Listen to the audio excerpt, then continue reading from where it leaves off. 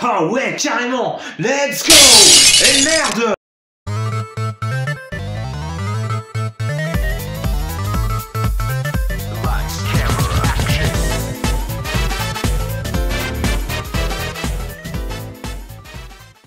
Hey yo, mes salutations, j'espère que vous avez la forme. Car moi je l'ai carrément et je suis de retour pour vous parler de jeux sur la Game Boy Advance. Pourquoi la Game Boy Advance ? Eh bien parce que dans une vidéo précédente j'ai parlé de la Game Boy, alors il serait malvenu de pas parler de la Game Boy Advance, non vous croyez pas ? En plus c'est une console géniale qui a bercé mon enfance, et la vôtre peut-être. Console portable comportant 6 touches, plus la proie directionnelle, pouvant à la fois vous permettre de jouer au jeu Game Boy Advance et aussi au jeu Game Boy, la console précédente. Et cette console est sortie en 2001. Elle fête donc ses 20 ans cette année. Ça ne me rajeunit pas. Et durant les années 2000, il y a un paquet de jeux qui sont sortis sur cette console. Ah, certains étaient vraiment géniaux, d'autres l'étaient beaucoup moins. Et aujourd'hui, je vais vous présenter les jeux qui m'ont le plus marqué sur cette console. Marqué en bien, je précise. Number 1. Fire Emblem Blazing Sword.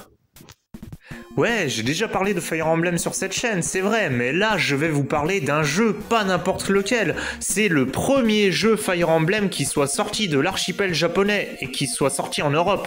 Et une référence en termes de tactical RPG. Sorti en 2004 en Europe, bien qu'étant le premier jeu que l'on ait vu en France, il s'agit en fait du 7e volet de la série Fire Emblem. Dans ce jeu, on incarne un stratège dont on peut choisir le nom et diverses autres données. Et c'est à travers ce stratège que vous devrez mener vos troupes au combat. Et tout au long de votre quête, au fur et à mesure que vous verrez vos personnages combattre, vous pourrez voir leur niveau ainsi que leurs statistiques augmenter, et au bout d'un moment, ils pourront même évoluer. La plupart des niveaux de ce jeu demandent une bonne finesse technique. Et tout particulièrement le dernier niveau, que vous reconnaîtrez facilement car comme dans tous les Fire Emblem, à chaque dernier niveau, tous les personnages que vous contrôlez font une grande tirade chevaleresque. Pour ce qui est du scénario, eh bien dans la première partie de celui-ci, vous devez aider Lyn à retrouver son grand-père, Marquis de Kaelin. Mais seulement, son grand-oncle n'est pas d'accord. Moi pas d'accord, c'est original. Il décide donc d'envoyer de nombreux brigands à ses trousses, et avec toute votre bande, vous devrez donc leur casser la bouche. Et dans la partie suivante, après Lyn, c'est Eliwood que vous devrez aider à retrouver son père. Vous devrez aussi faire face au terrible Black Fang, une puissante organisation secrète composée d'assassins. Les musiques de ce jeu sont aussi agréables et entraînantes. Bref, c'est un jeu vraiment cool que je recommande à tous ceux qui ne connaissent pas encore. Number 2. Pokémon version Emerald. Comment diantre pourrais-je parler de la Game Boy Advance sans évoquer le fameux jeu Pokémon Emerald ? Le jeu où tous les gangs criminels se font déglinguer par des mômes de 10 ans. Toi t'es un guignol, toi t'es un guignol, toi t'es un guignol, toi t'es un guignol. Voilà, ça fait 4 guignols. Sorti en 2005 sur Game Boy Advance, il s'agit du dernier jeu de la 3e génération. Et on peut dire que Game Freak aura su terminer en beauté cette 3e génération.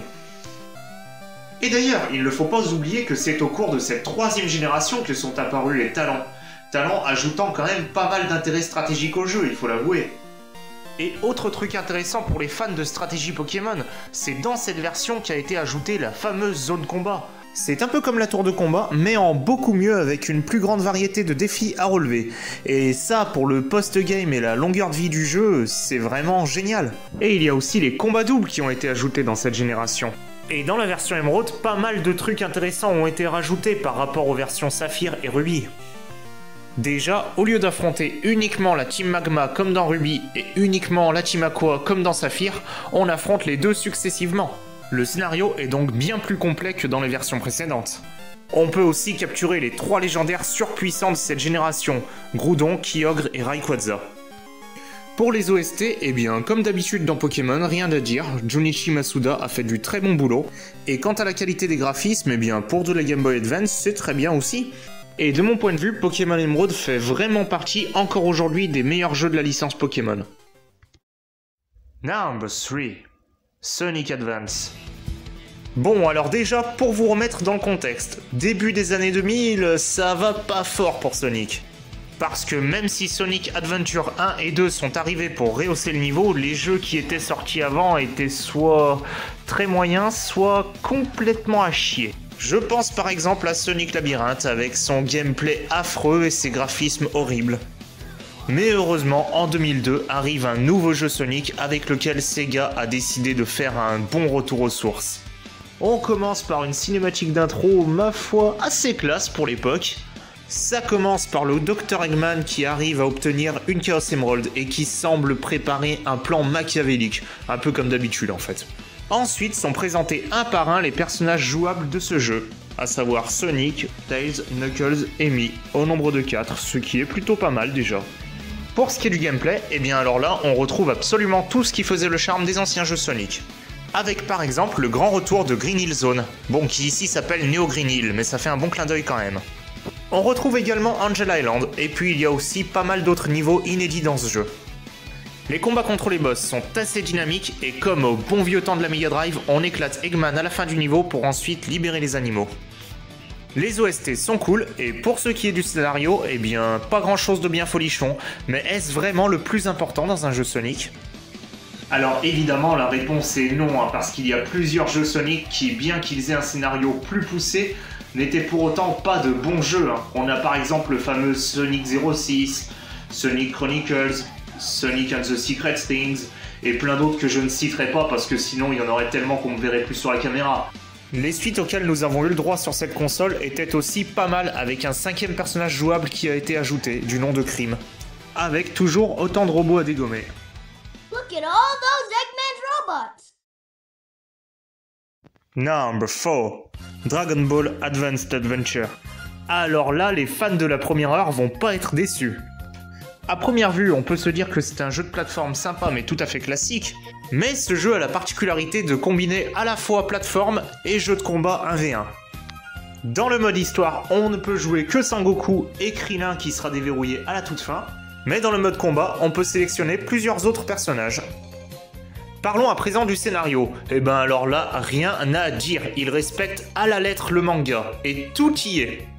La première rencontre avec Tortue Géniale qui donne le nuage magique à Sangoku, le Tenkai Ichibo Dokai, l'affrontement contre l'armée Red Ribbon, le combat final contre Piccolo Daimao, et on retrouve même quelques petits gags qui ont su nous faire rire dans le manga original. Et en plus, les OST ont été très bien choisis pour mettre le joueur dans l'ambiance Dragon Ball. Question graphisme, eh bien, on peut dire que ce jeu est vraiment beau. Et même si certains niveaux et certains combats sont vraiment difficiles, globalement, ce jeu n'est pas trop dur. Bon, sauf à la fin, le combat final contre Piccolo, mais normal. Bon, il est à présent temps de passer au 5e et dernier jeu.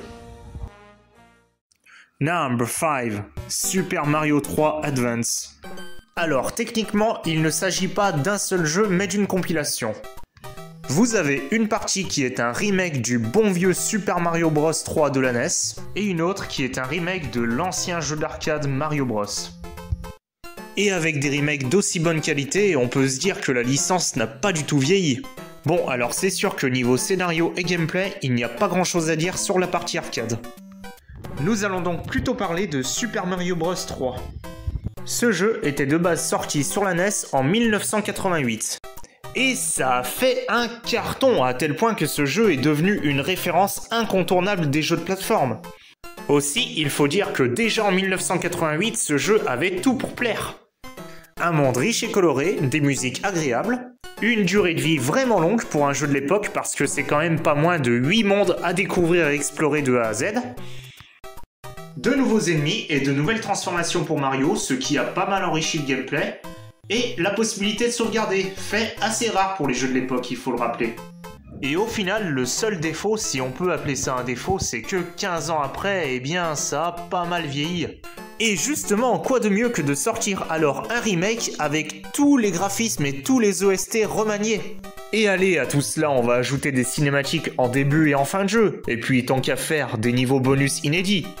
Et allez, soyons fous, on peut même ajouter un autre jeu classique de Mario remasterisé pour en faire une compilation. Génial, non? Et allez! Ben... non, en fait, j'ai plus rien à dire. Ce jeu est tout simplement parfait, hein. Putain, je commence à comprendre pourquoi Sonic a perdu contre Mario. Enfin bref. Cette vidéo arrive à son terme. J'espère qu'elle vous aura plu. Si c'est le cas, n'hésitez pas à mettre le bon vieux pouce bleu des familles. La GBA est une console que j'adore et ça faisait longtemps que je voulais faire une vidéo sur le sujet. D'ailleurs, si vous voulez que je parle d'une console en particulier, n'hésitez donc pas à me le faire savoir dans les commentaires. Quoi qu'il en soit les amis, portez-vous bien, prenez soin de vous et jusqu'à la prochaine vidéo, je vous dis ciao.